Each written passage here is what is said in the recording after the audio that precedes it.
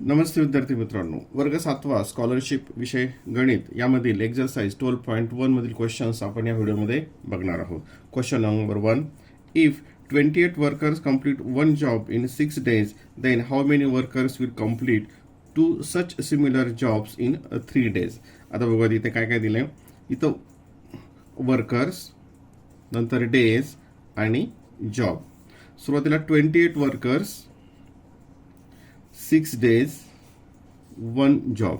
ठीक आहे, हे गिवन आहे. आता काय विचारलंय, then how many workers will complete two such similar job. आता इथं काय झालं, जॉब हा 1च्या ऐवजी 2 झाला. जर जॉब 2 झालं, डबल झाला, तर याचा अर्थ नंबर ऑफ वर्कर्स सुद्धा काय होईल, त्याच्या डबल होईल. कारण वर्कर्स आणि जॉब हे काय आहेत, डायरेक्ट व्हेरिएशनमध्ये आहेत. मग 20x किती होईल, 56. पण केव्हा तिथं डेज आपल्याला फिक्स ठेवले तर. परंतु इथं डेज पण काय झाले, कमी झाले. डेज कमी झाले. मग आता डेज आणि वर्कर्समध्ये काय असतं, इनव्हर्स व्हेरिएशन. म्हणजे हे जर कमी झालं तर वर्कर्स परत काय होतील, वाढतील. मग आता हे किती झाले, 6चे 3 days झाले. किती डेज, 3 days. हाफ म्हणजे मग इथं डबल होईल. 56च्या डबल काय येईल, 112. 112 म्हणजे याच्यामध्ये आणि याच्यामध्ये डायरेक्ट व्हेरिएशन आहे आणि याच्यामध्ये इनव्हर्स आहे. हे कमी झालं तर हे वाढेल. म्हणजे किती टोटल वर्कर्स लागतील, 112 वर्कर्स लागतील. Question number 2.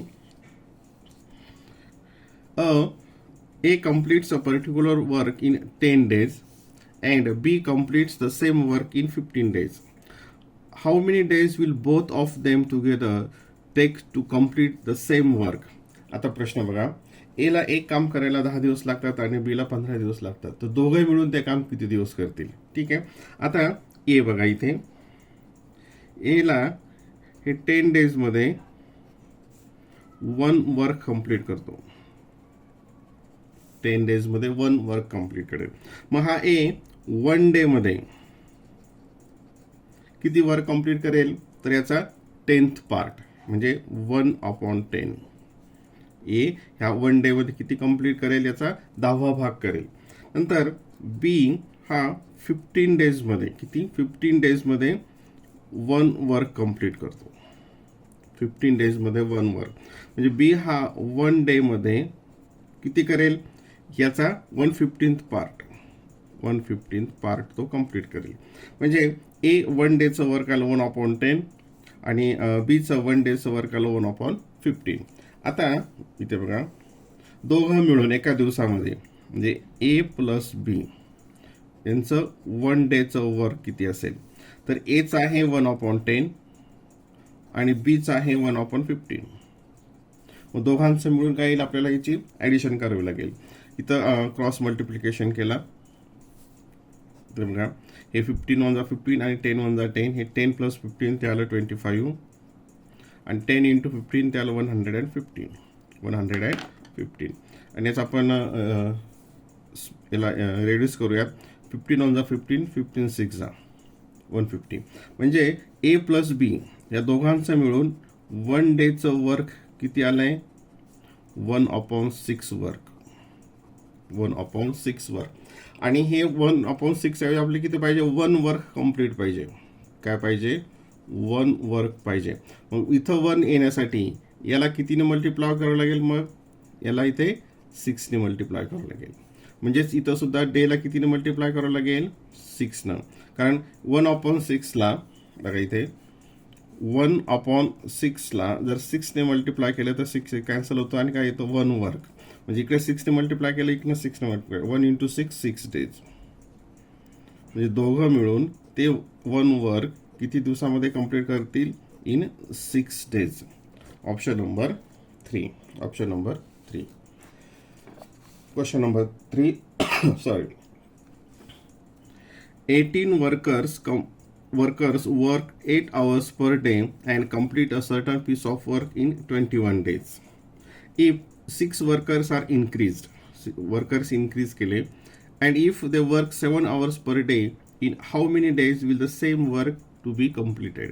आता याच्यामध्ये वर्क हे दोन्ही कंडिशनमध्ये सेम आहे. आता पहिल्यांदा बघा, हे वर्कर्स, नंतर आवर्स पर डे आणि total days. 18 workers, 8 hours per day and 21 days. हे कम्प्लीट वर्क झालं. आणि एवढंच वर्क करायचं असेल तर काय 6 वर्कर्स आर इन्क्रीज. मग 18च्या ऐवजी काय केलं त्याच्यावर 6 इन्क्रीज केलं म्हणजे झाले 24. परंतु they work 7 hours per day. म्हणजे इथं काय येईल मग 7 आवर्स पर डे आणि इथं नंबर ऑफ डेज करायचे. आता इथं या ठिकाणचं वर्क आणि या ठिकाणचं वर्क हे काय सारखंच आहे. या दोन्ही ठिकाणचं वर्क सारखंच आहे म्हणजे टोटल वर्क हे सारखंच आहे. म्हणजेच काय येईल मग 24 इंटू 7 इंटू हे days is equals to 18 into 8 into 21. आणि हे वर्क आणि हे वर्क सारखंच आहे म्हणून इक्वल्स टू. देअरफॉर हे डेजचं इकडे घेऊया. हे 18 इंटू 8 इंटू 21 आणि हे division property of inequality 24 in 7. आता इथं कॅन्सलेशन 8 1 जा 8, 8 3 जा 24, 7 1 जा 7, 7 3 जा 21. हे 3 आणि हे 3 कॅन्सल झाले. 8 1 1 म्हणजे इथं काय आलं आता equals to 18 days.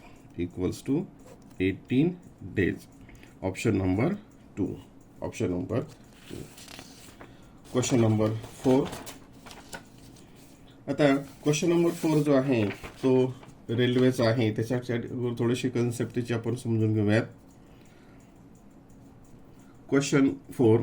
How much time will be required for goods train of length 400 metre running at a speed 60 kilometres per hour to cross a bridge of length 800 metres.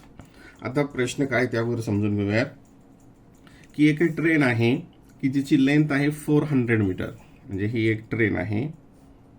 ठीक आहे, ही एक ट्रेन आणि हिची लेंथ आहे 400 metre. आणि तिला काय करायचं आहे एक ब्रिज क्रॉस करायचा आहे. म्हणजे हा ब्रिज आहे, आपण असं गृहीत धरूया हा ब्रिज आहे. हा ब्रिज, ही आहे ट्रेन, हा आहे ब्रिज आणि त्याची लेंथ आहे 800 मीटर. 800 मीटर. आणि तो ब्रिज क्रॉस करण्यासाठी स्पीड आहे 60 किलोमीटर्स पर आवर. तर त्याला ते क्रॉस करायला किती लागेल. आता जेव्हा एखादी ट्रेन ती ब्रिज क्रॉस करते तर टोटल डिस्टन्स किती तिला पार करावं लागतं, किती अंतर कव्हर करावं लागतं. आता समजा ही ट्रेन इथून स्टार्ट झाली. ही ट्रेन म्हणजे हा ट्रेनचा शेवटचा पॉईंट आहे आणि हा सुरुवातीचा भाग आहे. पहिलं समोरचं इंजिन इथे.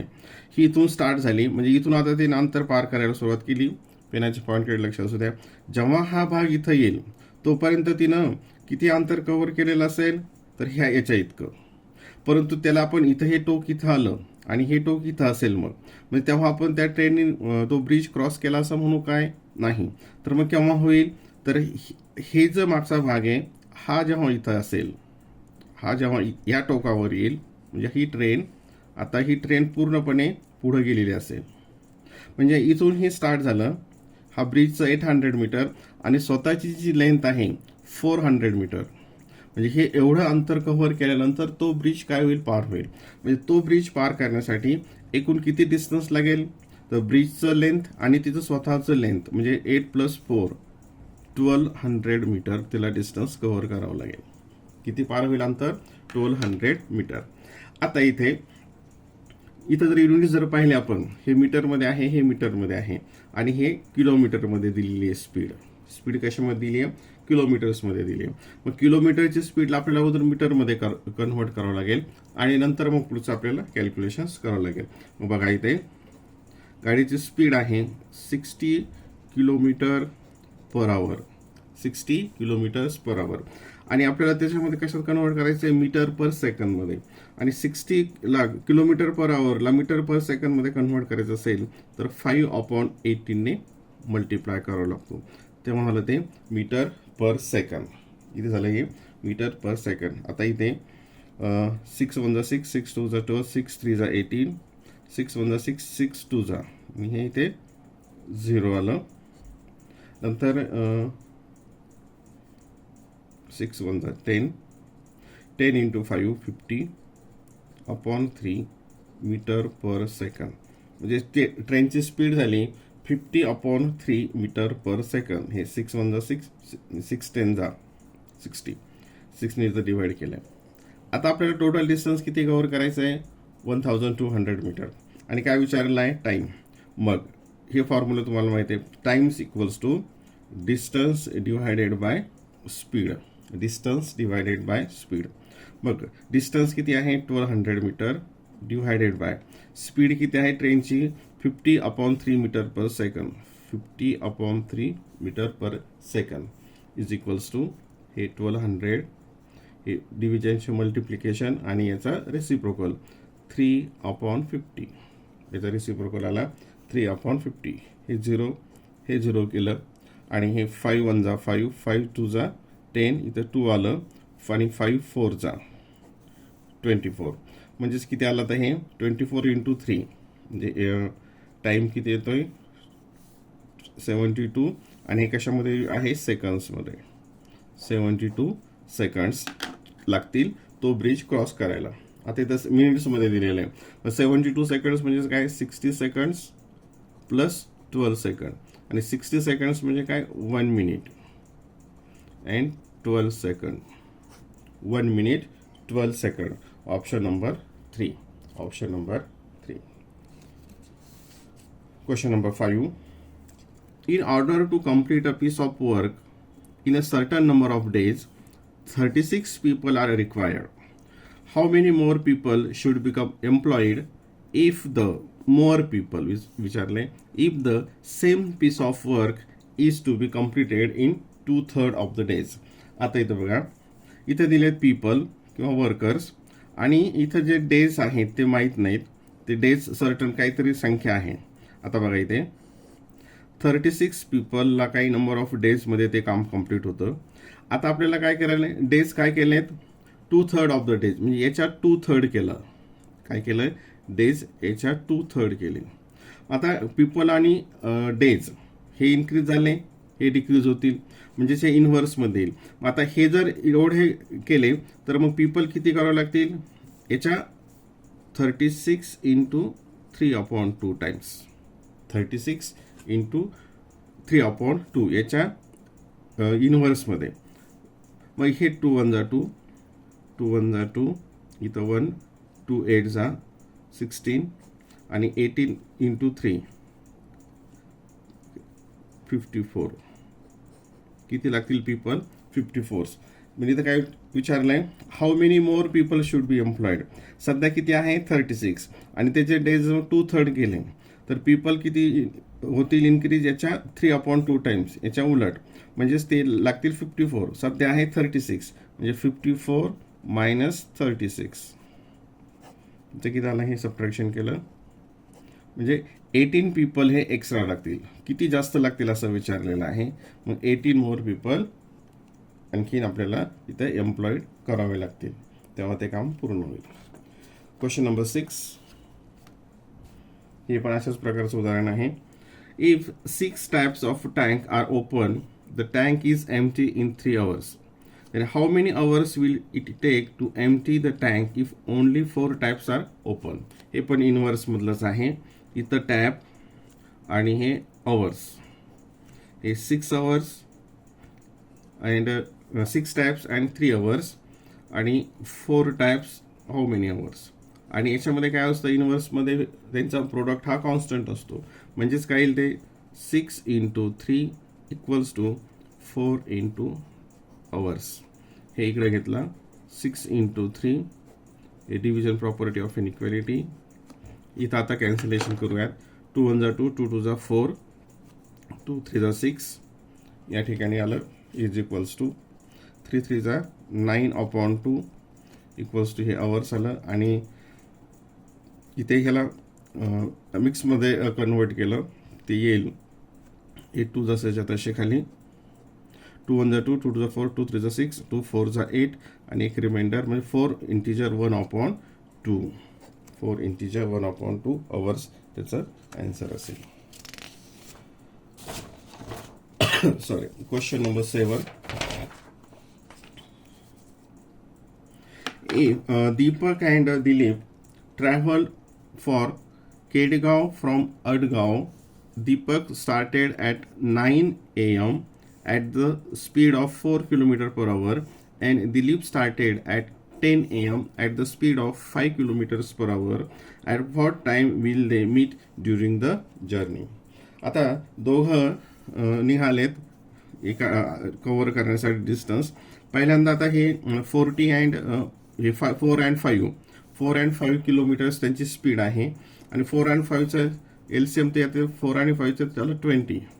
मग 20 किलोमीटर्सला ते कदाचित मिळू शकतात किंवा ते पुढे भेटू शकतात. तर आपण इथं बघूयात. मग 20 किलोमीटरसाठी आता हा 9 AM ला स्टार्ट झाला. इथं दीपक हा 9 AM आणि हे 9 बघा हे 10, 11, 12, 13 आणि 14 म्हणजे हे किती 20 किलोमीटर्स आहे. 4 आवर्स नाही किती लागेल 20 डिवायडेड बाय 4 म्हणजे स्पीडने 5 आवर्स लागतील. म्हणजे 5 आवर्समध्ये हा कुठपर्यंत पोहोचेल. हा हे 1 आवर, हे 2, हे 3, हे 4 आणि 5 म्हणजे हे 4 4 4 4 20 किलोमीटर्स. हा 9, 10, 11, 12, 13 अँड 14. 14 म्हणजेच काय 2 PM. 14 म्हणजेच 2 PM ला. आणि हा किती वाजता निघतोय 10 ला. हा किती वाजता निघाला 10 AM ला. हा म्हणजे ह्या टायमिंगला हा इथून स्टार्ट झाला. तर आणि याला किती डिस्टन्स केलाय त्याने 20 किलोमीटरची स्पीड काय आहे 5 किलोमीटर्स. म्हणजे हा 1 आवर मध्ये किती जाईल 5. हा किती गेलाय 4 बघा आता हे हा इथं 10 हे 5 येईल. हा 5 हा 5 आणि हा 5 म्हणजे हा किती झाला 20 किलोमीटर्स. हे 10, 11, 12, 13, 14 म्हणजेच किती 2 PM. म्हणजे हे दोघं जण किती वाजता एकमेकांना भेटतील तर 2 PM 2 वाजता ते एकमेकांना भेटतील. Question number 8. A tank is completely filled with water. If 4 taps are opened continuously for 10 hours, how many taps are required to keep open to fill the tank completely 8 hours? आता एक tank आहे ती भरलेली आहे आणि तिला रिकामं करण्यासाठी 4 टॅप्स 10 आवर्समध्ये असतील. वापरल्या तर तरी काय होईल. आणि जर मग ती भरायची असेल तर 8 आवर्ससाठी किती टॅप लागतील. सेम मागचं जसं उदाहरण होतं त्याचप्रमाणेचं हे उदाहरण आहे. इथं टॅप नंबर ऑफ टॅप्स आणि इथं number of hours. 4 taps and 10 hours आणि number of how many taps in 8 hours. हे सुद्धा इनव्हर्स व्हेरिएशनमध्ये म्हणजे याच्यामध्ये सुद्धा काय असतं मल्टिप्लिकेशन हा इक्वल असतो. 4 × 10 40 आणि 8 म्हणजे कितीनं 8ला कितीने मल्टिप्लाय केलं तर इथं 40 येईल. तर 8 5 40 म्हणजे या ठिकाणी काय असेल 5. या ठिकाणी काय असेल 5 म्हणजे किती लागतील तिथे 5 टॅप्स 8 आवर्समध्ये ते कम्प्लीट टँक केली जाईल. Question number 9. हे पण ट्रेनच्या संबंधित आहे बघा. A 700 meter long train runs at a speed 60 kilometers per hour. If it takes 1 minute to cross a tunnel, then what is the length of the tunnel? आता या ठिकाणी 1 मिनिट इथं दिलंय. 1 मिनिट म्हणजे काय 60 सेकंड्स. हे आता बघूयात. परत थोडंसं आणखीन याला समजून घेऊयात. ही ट्रेन आहे म्हणजे मागच्या जसं उदाहरणामध्ये आपण घेतलं होतं त्याच पद्धतीनं आहे ही ट्रेन. ठीक आहे. आणि हिची लेंथ आहे 700 मीटर आणि एक टनल म्हणजे बोगदा आहे. एक हा बोगदा आहे आणि त्याची लेंथ आहे विचारली ती what is the length of the tunnel. याची लेंथ माहीत नाही आपल्याला. समजा ती x आहे. जेव्हा ही ट्रेन हा बोगदा क्रॉस करेल तेव्हा तिनं किती एकूण डिस्टन्स कव्हर केलेला असेल. मागच्या उदाहरणामध्ये आपण पाहिलं होतं तो जो बोगदा असेल त्याचं प्लस स्वतःची जी लांबी आहे ते तेवढा इतकं म्हणजे 700 प्लस x मीटर डिस्टन्स ती कव्हर करेल. 700 प्लस x मीटर डिस्टन्स ती कव्हर करेल. मग आता या ठिकाणी परत स्पीड. आता ही स्पीड किलोमीटर पर आवर्समध्ये दिलेली आहे. त्याला आपल्याला काय करायचं आहे मीटर पर सेकंड्समध्ये करायचं आहे. आता इथे speed equals to 60 kilometres per hour आणि 60 किलोमीटर्स पर आवरचं मीटरमध्ये घ्यायचं असेल तर त्याला कितीने मल्टिप्लाय करायचं आहे 5/18. कितीने करायचं आहे 5/18. ते आपण मागच्या याच्यामध्ये पण पाहिलं होतं. 6 × 6 6 3 6 × 6 is 0 म्हणजेच ते किती आलं इथे 10 × 5 50/3 मीटर पर सेकंड ही झाली स्पीड. ठीक आहे. आता आपल्याला इथं टोटल डिस्टन्स काढायचं आहे. काय करायचं आहे? टोटल डिस्टन्स काढायचं आहे. तर डिस्टन्ससाठीचा फॉर्म्युला काय? Speed into time. Speed into time. आता स्पीड किती आहे? 50/3 आणि टाईम काय आहे? सेकंड्समध्ये, कारण हे सेकंड्समध्ये आहे म्हणून टाईम पण आपल्या सेकंड्समध्ये लागेल. तो आहे 60 सेकंड्स. म्हणजेच डिस्टन्स किती होईल आता बघा इथे 3 × 1 = 3, 3 × 2 = 6, हे आलं 0 0 आणि 5 × 2 = 10. म्हणजे किती आलं ते डिस्टन्स? 1000 मीटर. किती आलं? 1000 मीटर त्यांनी कव्हर केलं डिस्टन्स. म्हणजेच त्याच्यामधून टोटल डिस्टन्स कव्हरमध्ये काय येतं? ते टनलचं डिस्टन्स, त्याचं लेंथ प्लस ट्रेनची लेंथ, त्यापैकी आता हिनं किती कव्हर केलं आहे? ते पार केलं 1000 मीटर. म्हणजेच किती असेल ते हा जो टनल आहे हे 700 स्वतःच झालं. म्हणजे इथे किती असेल? एक्सची व्हॅल्यू 300. एक्स किती असेल? 300. म्हणजे the length of the tunnel is 300 metre. Option number 4. Option number 4. Question number 10. 8 workers complete a job in 16 days. After 4 days, 2 workers are reduced. In how many days will the job will be completed? आता हे सुद्धा अगोदर सारखंच उदाहरण आहे. बघा, workers and days. 8 workers 16 days. 8 workers 16 days. म्हणजेच total work किती होईल आता या ठिकाणी? Total work 8 × 16. 8 × 16 आणि 16 8 = 128 वर्क झालं. 128 युनिट असं आपण त्याला कन्सिडर करूयात. मग एवढं वर्क कंप्लीट करण्यासाठी काय केलंय? After 4 days 2 workers are reduce. म्हणजे सुरुवातीला किती आहेत? 8 वर्कर्स आहेत. हे पहिला प्रकार झाला. 8 वर्कर्स किती डेज आहेत? 4 days.